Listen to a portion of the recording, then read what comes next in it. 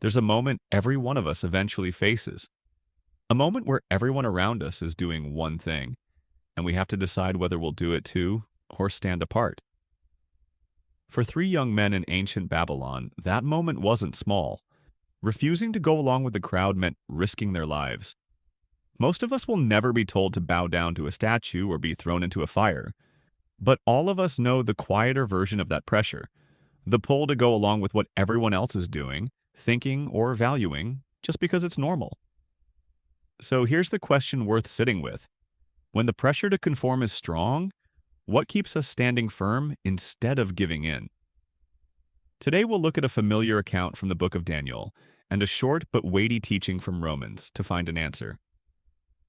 Every era has its own pressures, its own version of what's popular, acceptable, or expected. Some of those pressures are harmless.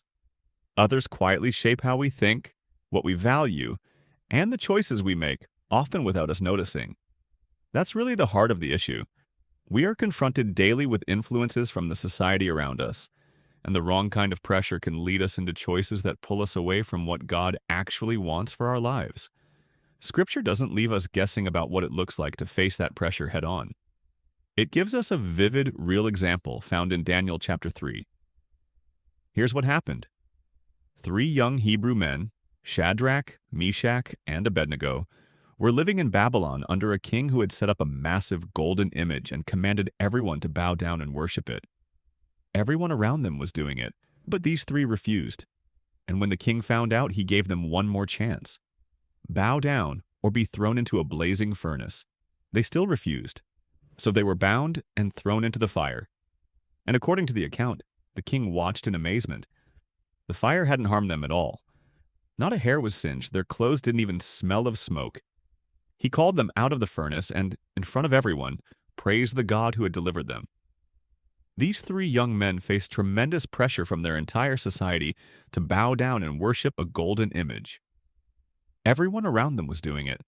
Refusing wasn't just an unpopular choice when it meant facing death. And look at the posture of their hearts going into that furnace. They believed God was able to deliver them, but their obedience wasn't dependent on the outcome.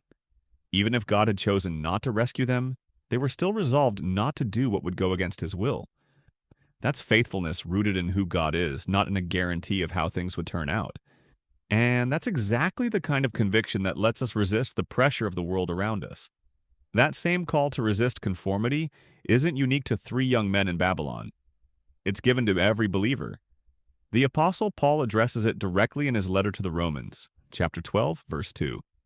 In that verse, Paul instructs believers not to be conformed or shaped to the pattern of this world, but instead to be transformed through the renewing of the mind, so that we can recognize and live out what is good, acceptable, and pleasing to God.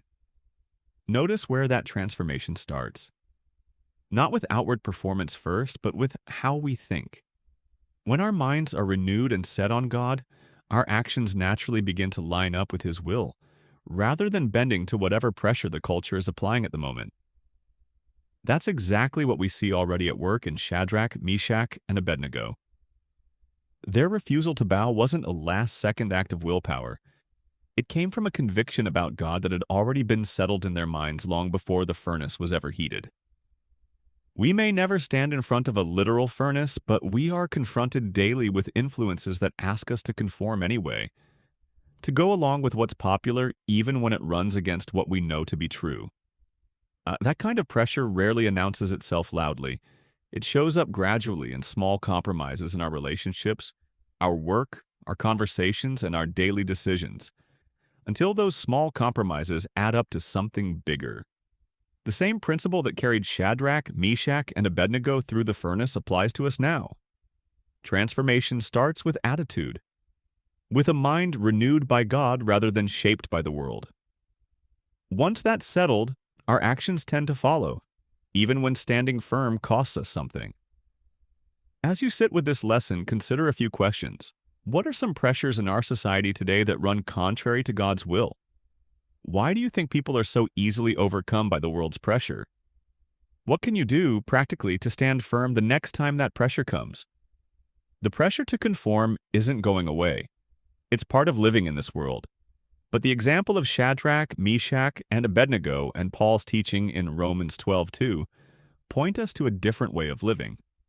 One shaped not by what everyone else is doing, but by a mind renewed and submitted to God's will. Transformation begins with attitude, not outward performance. And whether or not we can see how things will turn out, faithfulness means choosing God's will, even when the pressure to do otherwise is strong. This week, take a moment to ask where the pressure of our society is asking you to bend, and what it might look like to stand firm there instead. If this encouraged you, consider subscribing and following along. We'll be walking through more of these lessons together in the weeks ahead.